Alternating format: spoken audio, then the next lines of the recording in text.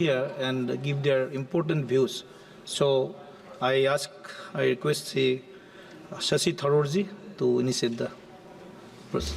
Thank you very much, Mr. Chairman. I rise today in opposition to the Disaster Management Amendment Bill 2024 moved by the Honourable Minister, because it is a disaster. So I'd like to elucidate our perspective on the legislation we had great expectations of, but which appears to have been taken out of the oven half-baked and rushed into this hallowed chamber, clamouring to be passed.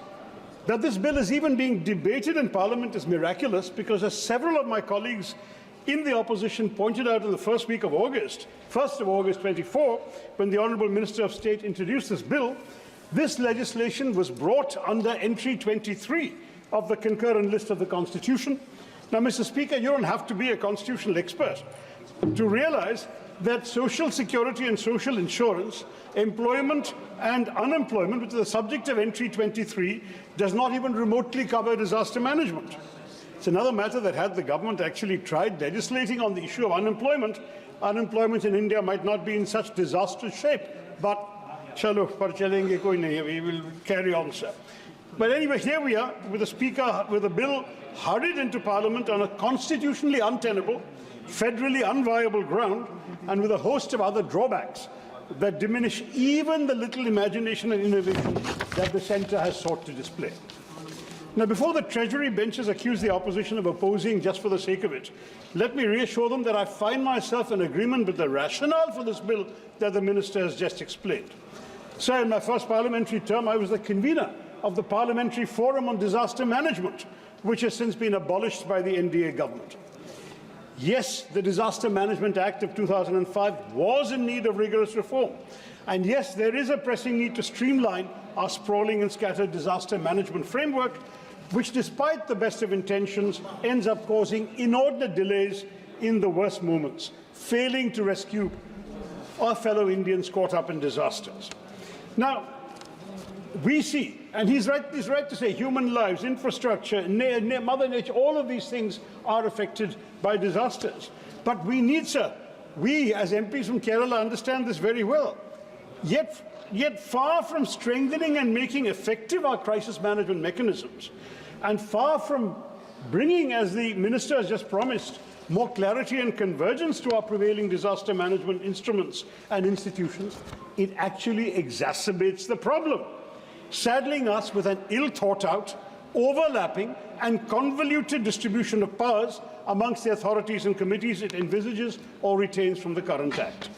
The net result is a greater centralization of the Disaster Management Act 2005 and a top-down approach that will create a chain of command so complicated and heavy that it may collapse under its own weight before even mitigating, much less preventing, any horrific disaster like the landslides in Wayanad, which were the most devastating landslides in Kerala's history. On the 3rd of August, Mr. Chairman, the day after my honourable colleague from Wayanad, I made an emotionally searing visit to Wayanad and assisted in the distribution of relief supplies gathered by the MP office in my constituency of Thiruvananthapuram. Picking my way through the rubble to view the destruction of Mundakai, Churalmala and Puncherimattam, I beheld massive JCBs rumbling, where till 5 days previously, lavishly green, hilly villages had sprawled beneath great blue skies. At a hospital suffused with the anguish of countless Indians, whose homes and dreams were pulverized by bombardment of rocks and boulders in the early hours of 30th July, I met a young survivor who had endured inconceivable horrors. Just 8 years old, sir. She had lost her father, mother, brother, sister, grandfather and grandmother, and sustained numerous injuries from broken bones to a heavily bruised face. As I saw her propped up in bed, immersed in a colouring book, a desolation gripped me, sir.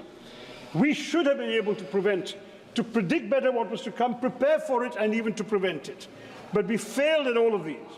The wails of Wayanad and the scenes of devastation and despair that greeted me there and my colleagues who have been there, and in the relief camps, will forever haunt me.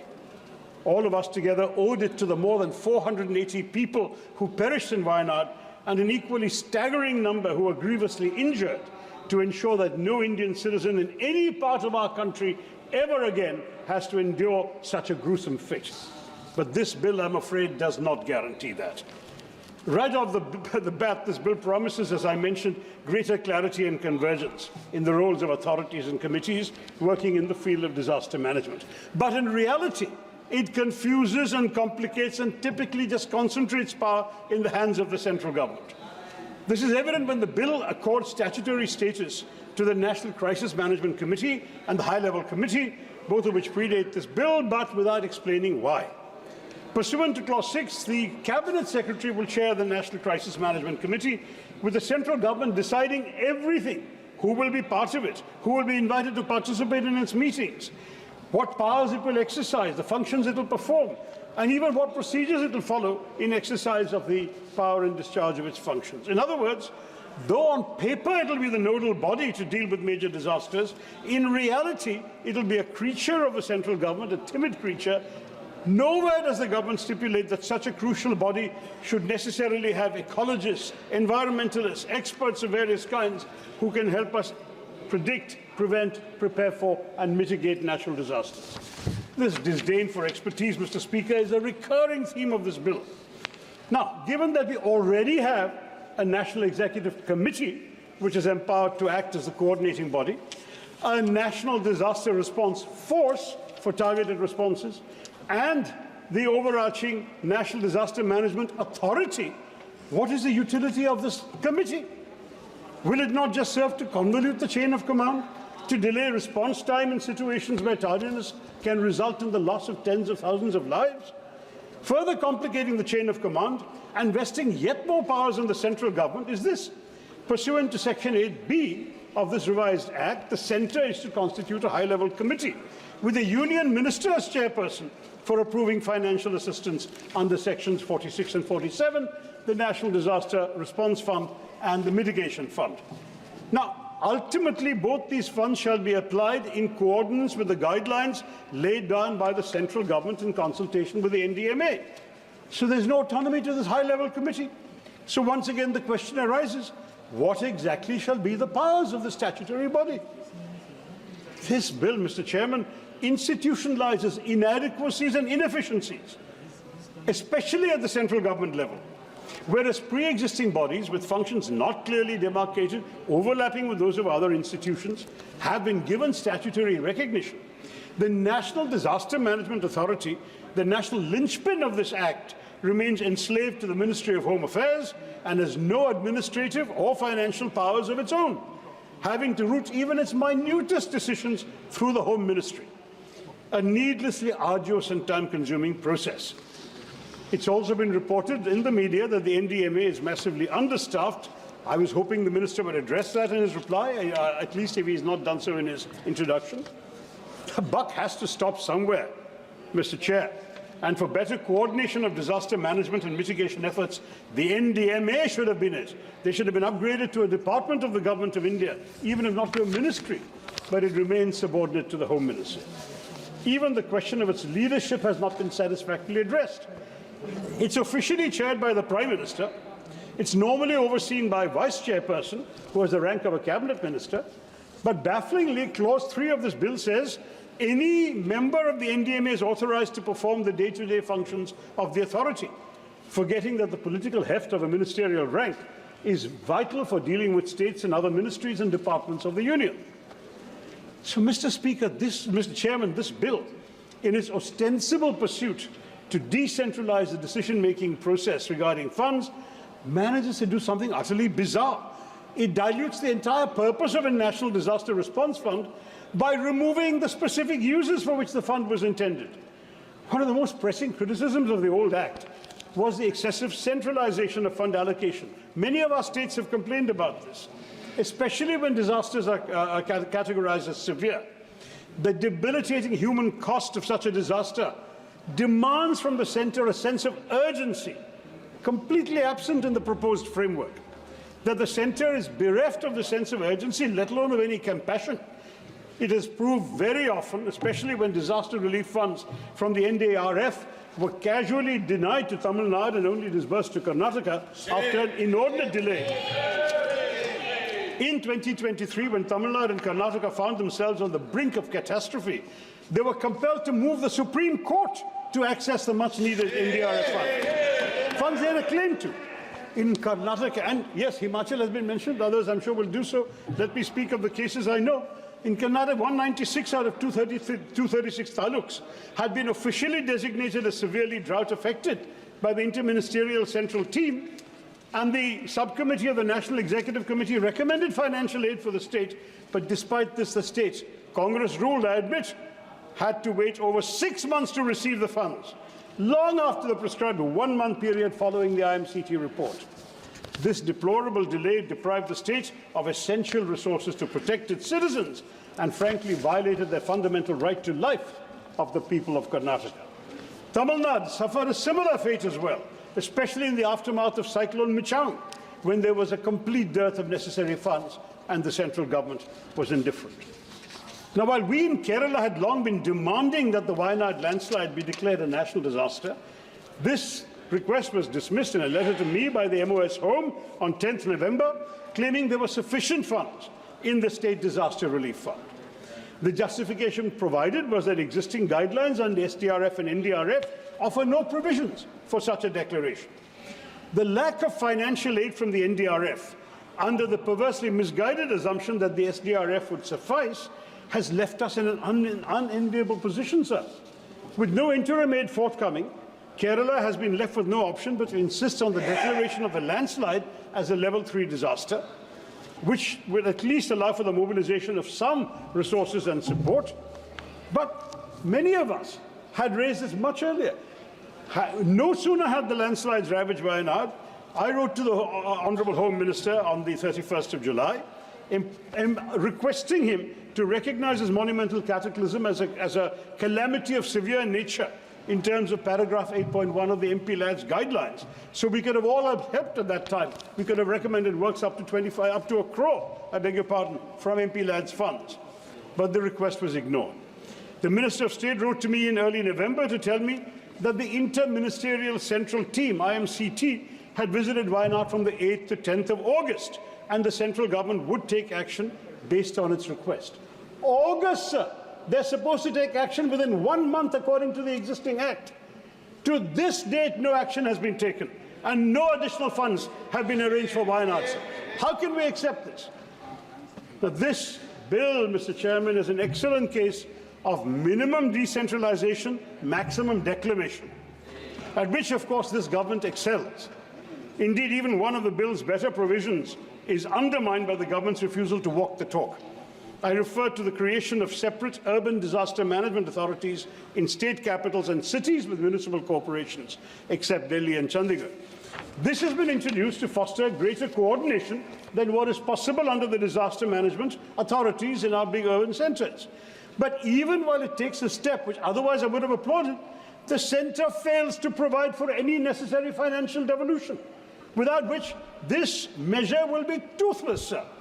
While the government appears to have recognized that district administrations across India should tackle emerging threats on their own terms and in line with local conditions, it has overlooked the dismal fact that in our country, the total municipal expenditure accounts for barely 0.79% of GDP.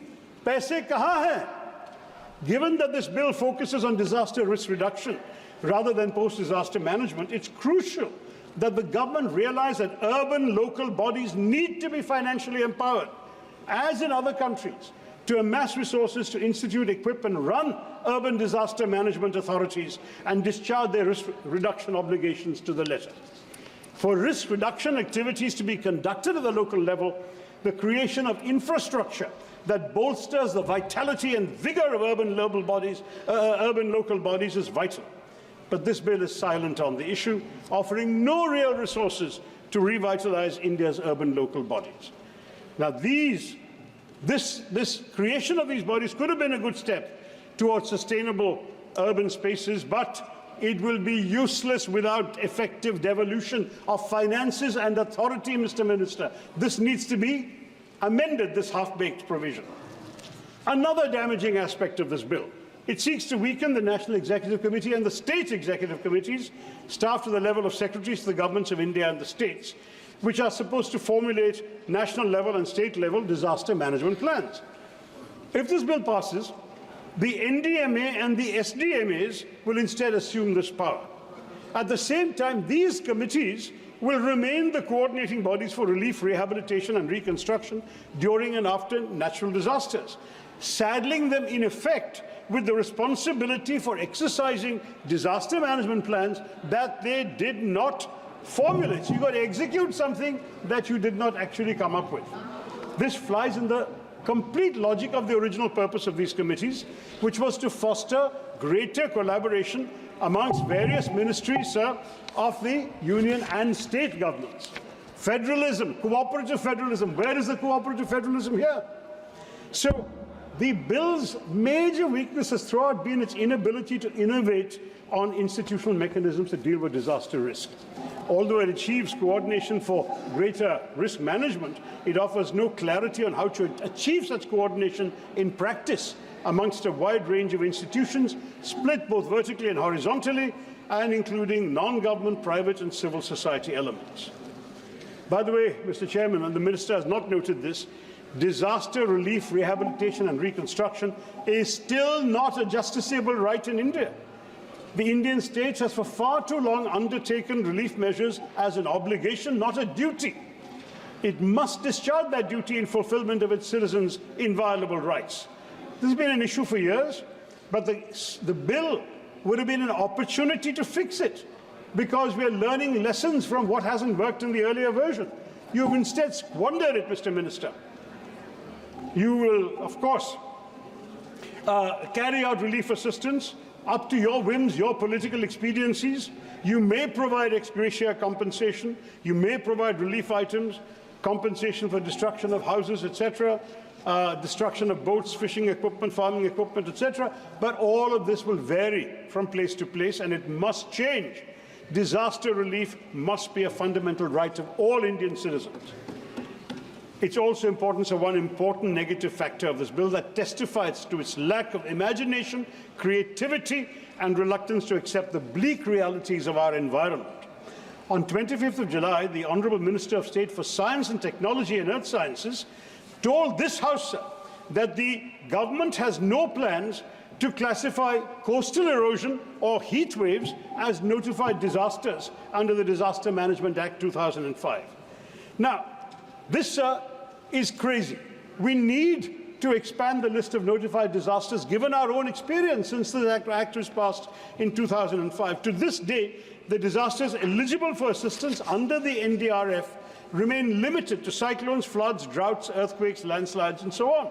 Coastal erosion and heat waves are conspicuously absent. This narrow, outdated definition of disaster stands in contrast to the growing global consensus that recognizes coastal erosion and heat waves as climate-related disasters. The devastating impacts of these calamities on ecosystems, on human health, are no longer matters of debate, sir. My own constituency has lost 65 square kilometers to coastal erosion since I became the MP. I've said in this House and in a letter to the Prime Minister, if we had lost 1 inch to the Chinese, we would have made it a national issue. We have lost 65 kilometers to natural disasters. We don't seem to care. I'm sorry, sir. According to the All India Meteorological Department, 2024 has witnessed already a staggering 536 heat wave days, the highest in nearly 14 years, and between 2013 and 2022, heat waves and sunstrokes claimed more than 10,000 lives. And yet, the government obstinately refuses to acknowledge this disaster looming over us. The Disaster Management Act was passed over 19 years ago. It might not have anticipated that climate change would get so bad and that coastal erosion and heat waves would transmogrify into such a formidable challenge in the future. But why not this bill? If this bill has learned any lessons in the last 19 years, they should show them here. Why could it not devise a mechanism to grapple with this burgeoning crisis? Though the Disaster Management Act's definition of a disaster is actually broad enough to encompass climate-induced events, its statutory list remains static and unimaginative. It obstinately ignores the realities that our citizens are enduring, sir. This is a dangerous oversight, as the impacts of such events, widespread loss of life, destruction of livelihoods, are no less severe than the devastation wrought by floods or earthquakes. In failing to adapt, we risk exposure to avoidable calamities. The government demonstrates its indifference to the plight of those numerous Indians who perished because of heat stroke or lost their homes and livelihoods to coastal erosion. Therefore, the NDMA needs to enhance its capacity to prevent climate change from becoming disasters, such as unprecedented landslides in Wayanad's case, heat waves and storms. Let's not forget, sir, that amongst the primary contributors to the Wayanad calamity were a host of issues, not just excessive rainfall, as the Home Minister mentioned. These were widespread deforestation, with 62% of Wayanad's forests having disappeared since 1950, ceaseless soil erosion, made more relentless by rainwater seeping into loose topsoil, which reduces soil cohesion and contributes to landslides, and soil piping, the formation of underground tunnels because of subsurface soil erosion. I won't go on, sir, but the fact I want to say very simply is that climate change is worsening the situation, especially with more flash floods and landslips being triggered by merciless, ruthless monsoons. With the warming of the Arabian Sea creating deep cloud systems which result in brief spells of ruthlessly intense rainfall, Kerala will be yet more vulnerable to landslides. We must take stock of these facts, uncomfortable though they may be, and seek to confront them head on, Mr. Chair. Sir. Thank you. Sir, I will wrap up. I just need 2 minutes for one last point, sir. We wanted this bill. We wanted it to be imaginative and innovative, but we have seen none of that. We have not seen financial administrative preparedness. Instead, it is just a testament of the government's insistence to rush it through Parliament. But let me ask the Honourable Minister in all earnestness, what good will bulldozing this bill through Parliament do if it cannot prevent another Wayanad? Where are the provisions for disaster prevention, like landslide mapping, coastal protection measures? It will not do India and Indians any good merely to create a framework that does not actually devolve any powers upon the states, upon local urban bodies, upon self-government units in our country. Thank you, Shashi What is needed, Tharoor sir? 1 minute. Stricter streamlining of a scattered policy framework. There is far too many authorities and bureaucratic muddles. An end to the concentration of powers in the centre's hands. A genuine attempt to learn from our failures at navigating past disasters and keep up with the challenging realities of climate change. A revised bill should allow for expertise, independent of committees, streamline and clarify the role of the bodies. And next speaker, Sri Trivendra Singh Rawat ji. Given, Please conclude. It should also give MPs a right to be heard. 1 second. I'm just finishing. It should make disaster relief a legal right, revive the parliamentary forum on disaster management to give the MPs' views a chance to be heard. And this bill does not have any of these qualities. Therefore, it must be returned to the drawing board, and I urge the Minister to withdraw the bill. Thank you very much, sir, and Jai Hind. Sri Trivendra Singh Rawat ji, next speaker. धन्यवाद अध्यक्ष जी। माननीय अध्यक्ष जी, मैं आज आपदा प्रबंधन संशोधन विधेयक 2024 और उत्तराखंड में बार बार आने वाली जो आपदाएं हैं उसके संदर्भ में सदन का ध्यान आकर्षित करना चाहता हूं।